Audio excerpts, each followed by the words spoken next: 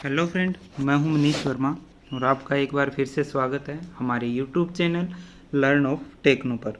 Dear friend, आज का जो हमारा वीडियो है ये एनएसक्यूएफ लेवल 4 से रिलेटेड है। जो आईटीआई फीटर ट्रेड के जो स्टूडेंट है सेकेंड ईयर के, उनके लिए ये सीबीटी एग्ज़ाम से रिलेटेड वीडियो रहने वाला है। इसके अलावा अगर आप कोई भी कंपटीशन लेवल की तैयारी करते हैं तो भी ये वीडियो आपके लिए इम्पोर्टेंट है। तो वीडियो को एंड तक ज़रूर वॉच कीजिएगा।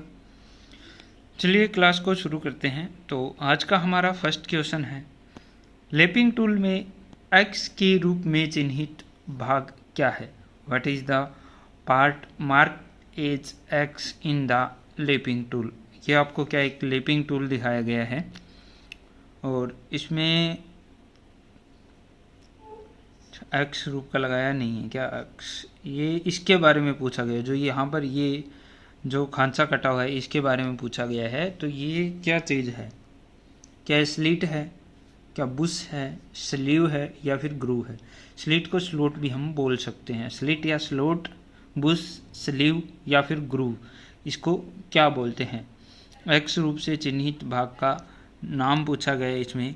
तो एक्स रूप से जो चिन्हित भाग है वो क्या हमारा स्लिट या स्लोट है, यानी कि ए इसका राइट आंसर है, वो हो जाता है।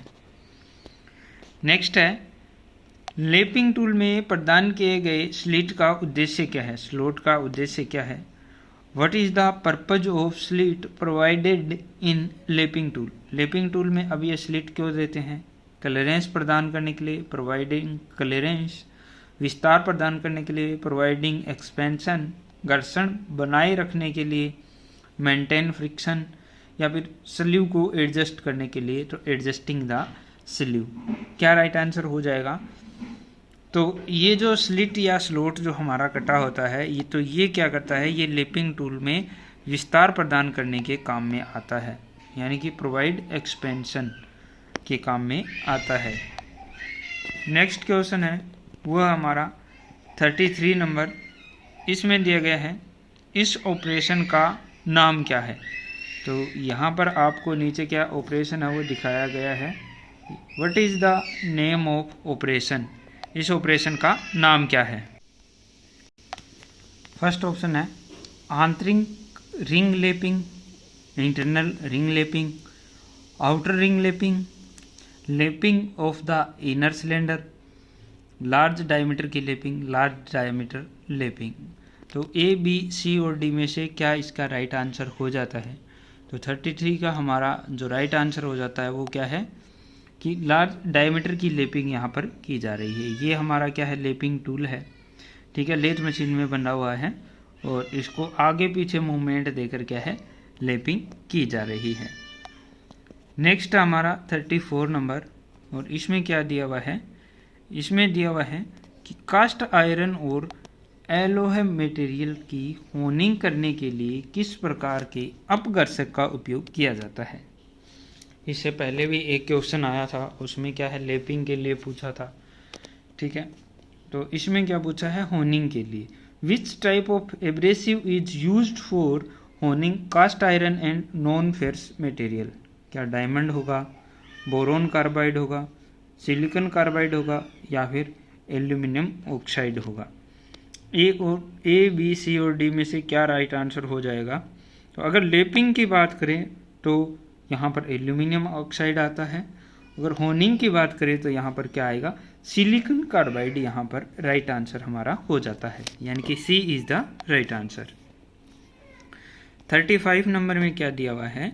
इसमें दिया हुआ है, सरफेस हार्डनिंग की किस विधि में सतह स्केल मुक्त होती है? In which method of furnace hardening surface hardening the surface is scale free? यानी कि सरफेस हार्डनिंग की ऐसी कौन सी विधि है जिसमें जो सरफेस है वो स्केल फ्री हो जाए, यानी कि उसके ऊपर कोई भी किसी प्रकार का स्केल जमा ना रहे? ये पूछेगी है केस हार्डनिंग की विधि में। तो क्या नाइट राइडिंग होती है, क्या केस हार्डनिंग है, या फिर फ्लेम हार्डनिंग है, या फिर इंडक्शन हार्डनिंग है? तो ए, बी, सी और डी में से क्या राइट आंसर यहाँ पर हो जाता है? इसका जो हमारा राइट आंसर होता है वो होता है इंडक्शन हार्डनिंग, यानी कि D is the right answer. Induction hardening में स्टेपर स्केल नहीं बनता है। नेक्स्ट है 36 नंबर, और इसमें क्या दिया हुआ है कि यदि स्टील को क्रिटिकल पॉइंट तक गर्म किया जाता है और भट्टी में बहुत धीरे धीरे ठंडा किया जाता है तो उस प्रक्रिया का नाम क्या है? If steel is heated to critical temperature and cooled very slowly in the furnace, then what is the name of the process? ठीक है, तो इससे पहले हमने पढ़ा था टेम्परिंग का और एनिलिंग का। अभी ये है तीसरा मेथड है। दो तीनों मेथड मैंने आपको बताए थे, उसमें से ये तीसरा मेथड है। तो क्या इसको एनिलिंग कहते हैं, हार्डनिंग कहते हैं, टेम्परिंग कहते हैं या फिर नॉर्मलाइजिंग कहते हैं? ए बी सी और डी में से क्या राइट आंसर होगा? तो ये क्या होगा हमारा, क्या किया जा रहा है कि भट्टी में बहुत धीरे धीरे ठंडा किया जा रहा है। ठीक है, तो भट्टी के अंदर ही अगर इसको धीरे धीरे ठंडा करेंगे तो वो एनिलिंग प्रोसेस होगा। अगर भट्टी से बाहर निकाल के इसको रूम टेम्परेचर पर या राख में रख दिया जाता है, सॉरी राख में नहीं, रूम टेम्परेचर पर अगर इसको धीरे धीरे ठंडा होने दिया जाता है तो वो क्या होता है हमारा, नॉर्मलाइजिंग होता है। तो इसका राइट आंसर क्या होगा? A is the right answer. Next है हमारा 37 नंबर, और इसमें क्या दिया हुआ है कि स्टील घटक की संरचनाओं को परिष्कृत करने की प्रक्रिया क्या है? What is the process of riffing the structure of A steel component?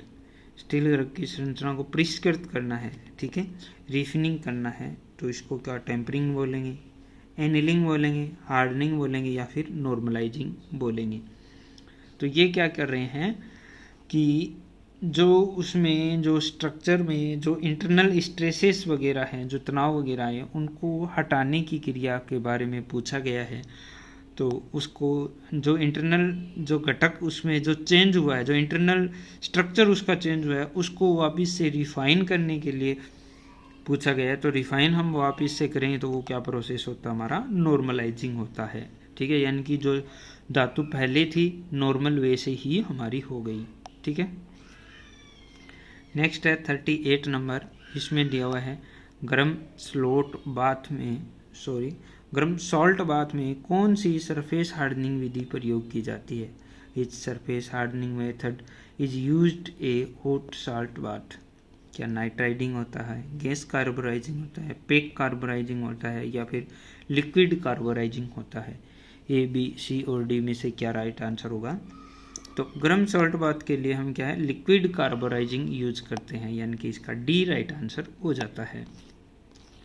39 number में है एक्स द्वारा चिन्हित भाग का नाम क्या है? What is the name of the part marked as X? तो इसका नाम पूछा गया है। क्या टेपर शाफ्ट है, स्प्लाइन शाफ्ट है, दांतेदार टूथ शाफ्ट है या स्क्रू पिच गेज है? स्क्रू पिच गेज तो हो ही नहीं सकता, टेपर शाफ्ट भी नहीं है। क्या स्प्लाइन शाफ्ट है या फिर टूथ शाफ्ट है? बी और सी में से कोई राइट आंसर होगा। तो वो क्या होगा कि ये जो शाफ्ट है ये हमारी क्या है कि इस पर क्या कटे हुए, दांते कटे हुए, तो ये क्या है, टूथ शाफ्ट होती है। लेकिन निम्मी के अकॉर्डिंग अगर इसकी बात करें तो इसका राइट आंसर आपको क्या करके आना है, टेपर शाफ्ट, यानी कि ए इसका राइट आंसर करके आना है। ठीक है, हालांकि ये टेपर शाफ्ट नहीं है, लेकिन जो एनएसक्यूएफ लेवल के अकॉर्डिंग अगर इसका आंसर देखें, निम्मी जो आंसर मांगता है उसके अकॉर्डिंग इसका आंसर देखें तो ये टेपर शाफ्ट आंसर आपको मेन एग्जाम में, यानी कि जो आपका फाइनल एग्जाम होगा सेकेंड ईयर स्टूडेंट को, उनको ये टेपर शाफ्ट ही करके आना है। बाकी कंपटीशन लेवल पर अगर पूछे तो ये टूथ शाफ्ट हमारा होगा। नेक्स्ट है 40 नंबर, इसमें दिया हुआ है कि किस की का आयताकार क्रॉस सेक्शन होता है जो शाफ्ट और हब दोनों पर कटे कीवे में फिट हो जाती है? ऐसी कौन सी की है जिसका क्रॉस सेक्शन है वो आयताकार होता है? विच की has a rectangular cross section that fits into the keyway cut on both the shaft and the hub? तो क्या वो शंख की होती है, फेदर की होती है, फ्लेट सैडल की होती है या फिर होलो सैडल की होती है? तो ए, बी, सी और डी में से क्या राइट आंसर इसका हो जाता है? तो हमारी जो संक की होती है वो क्या है कि हमारे हब और शाफ्ट दोनों में फिट होती है। ठीक है, नेक्स्ट है 41 नंबर क्वेश्चन। इसमें दिया हुआ है टेपर्ड शाफ्ट पर फिटिंग के लिए कौन सी की उपयोगी है? टेपर्ड शाफ्ट पर फिटिंग के लिए कौन सी की उपयोगी है? विच की is useful for fitting on tapered shaft? क्या फेदर की है, जिब हेड की है, वुडरफ की है या फिर फ्लैट सैडल की है? ए, बी, सी और डी में से क्या राइट आंसर हो जाएगा? तो टेपर्ड शाफ्ट पर फिटिंग के लिए जो जिस की का हम यूज करते हैं वो होती है हमारी वुडरफ की, यानी कि C is the right answer. 42 number में क्या दिया हुआ है? सर्कुलर टेपर की का प्रयोग कहाँ पर किया जाता है? वेयर इज सर्कुलर टेपर की यूज्ड? क्या लाइट ड्यूटी ट्रांसमिशन में, द्विदिशीय घर्षण, इन बी डिफरेंशियल रोटेशन, लंबी शाफ्ट, लॉन्ग शाफ्ट या फिर टेपर्ड शाफ्ट पर किया जाता है? ए, बी, सी और डी में से क्या राइट आंसर हो जाएगा? तो सर्कुलर टेपर शाफ्ट जो हमारी होती है वो लाइट ड्यूटी वर्क के लिए हम यूज करते हैं, तो in light duty transmission is the right answer. 43 number में दिया हुआ है शाफ्ट के साथ घूमने की अनुमति दिए बिना प्लेन बीरिंगों को कैसे पोजीशन में रखा जाता है? घूमने की अनुमति दिए बिना प्लेन बीरिंगों को रोकना, यानी कि शाफ्ट के साथ में उनको रोक के रखना है। How are plain bearing held in position without allowing them to rotate along the shaft? तो क्या क्लैंप द्वारा रोकेंगे, नट और बोल्ट द्वारा, की या स्क्रू द्वारा या फिर लॉकिंग डिवाइस के द्वारा? ए, बी, सी और डी में क्या राइट आंसर होता है? तो की या स्क्रू के द्वारा हम क्या है प्लेन बीरिंग को शाफ्ट के साथ घूमने से रोकते हैं, तो सी इसका राइट आंसर वो हो जाता है। 44 नंबर में दिया हुआ है इस की का नाम क्या है? की आपको यहाँ पर दिखाई हुई है। What is the name of this की? फ्लैट सैडल की, टेपर संक की, पैरेलल संक की या फिर होलो सैडल की? ठीक है, तो एक फिगर और भी दूसरा इसमें दिया हुआ है, तो यहाँ पर अगर देखेंगे तो हमें दिखाई दे रहा है कि ये एक कोई सैडल की है, यानी कि इसमें शाफ्ट पर जो कीवे है वो नहीं कटा हुआ है, ओनली किसके ऊपर कीवे कटा हुआ है? हमारा हब में कीवे कटा हुआ है, और शाफ्ट का एक भाग है वो केवल प्लेन किया गया है, जैसा कि आप देख सकते हैं यहाँ पर हब में कीवे कटा है और यहाँ के भाग को शाफ्ट को क्या किया गया है? प्लेन किया गया है। तो ये किस प्रकार की होगी? तो ये होगी सैडल की। तो बी और सी तो नहीं हो सकता, ए और डी में से इसका क्या राइट आंसर होगा? तो इसका फ्लैट सैडल की is the right answer. Next है 45 नंबर। इसमें दिया हुआ है इस की का नाम क्या है? What is the name of this की? तो यहाँ पर आपको की दिखाई गई है और यहाँ आप देख सकते हैं कि शाफ्ट और हब दोनों के अंदर कीवे कटा हुआ है, तो ये सैडल की तो नहीं हो सकती, इसके अलावा कोई सी भी की होगी। तो क्या संक की है, क्या फेदर की है, क्या जिब हेड की है या फिर होलो सैडल की है? तो होलो सैडल की तो है नहीं हमारी, तो ए, बी, सी में से क्या राइट आंसर इसका हो जाएगा? 45 नंबर का जो राइट आंसर है वो है हमारा जिब हेड की, यानी कि इसके क्या है एक साइड में एक हेड बना हुआ है जो अक्ष रूप में आपको दिखाया गया है, तो इसका क्या है? C is the right answer. 46 number में दिया हुआ है ताले की मरम्मत और चाबियों में हार्ड नोच की फाइलिंग करने के लिए किस फाइल का उपयोग किया जाता है? तो कुछ स्पेशल फाइल होती है। Which file is used for repairing lock and filling hard notches in keys? क्या पिलर फाइल है, फ्लेक्सिबल फाइल है, वार्डिंग फाइल है या फिर स्विस पैटर्न फाइल है? ए, बी, सी और डी में से क्या राइट आंसर हो जाएगा? तो ताले की मरम्मत या चाबियों के हार्ड नोच बनाने के लिए हम किसका यूज करते हैं? वार्डिंग फाइल का यूज करते हैं, यानी कि C is the right answer. Next question है 47 नंबर और इसमें पूछा गया है इस स्क्रू का नाम क्या? What is the name of this screw? ये स्क्रू आप देख सकते हैं कुछ स्पेशल स्क्रू होते हैं, उनमें से ये दिया गया है। तो क्या ये ग्रब स्क्रू है, ड्राइवर स्क्रू है, सेल्फ टेपिंग स्क्रू है या फिर थ्रेड कटिंग स्क्रू है? ए, बी, सी और डी में से क्या राइट आंसर हो जाएगा? तो ये जो स्क्रू है ये हमारा क्या है? ड्राइवर स्क्रू है। ठीक है, नेक्स्ट क्वेश्चन है 48 नंबर और 48 नंबर में दिया हुआ है लॉक वाशर का क्या लाभ है? What is the benefit of lock washer? कुछ लॉक वाशर होते हैं, कुछ प्लेन वाशर भी होते हैं कुछ, ठीक है। तो उसमें लॉक वाशर का यूज पूछा गया है। अधिक बीयरिंग सतह प्रदान करता है, to provide more bearing surface, सतह की होने वाले नुकसान से सुरक्षा करना, to protect the surface from damage, कार्य सतह पर एक समान दबाव वितरित करना, distributing uniform pressure on the work surface, या फिर कंपन के कारण बोल्ट या नट को ढीला होने से रोकना, to prevent loosing off bolt और nut due to vibration. A, B, C और डी में से क्या राइट आंसर हो जाएगा?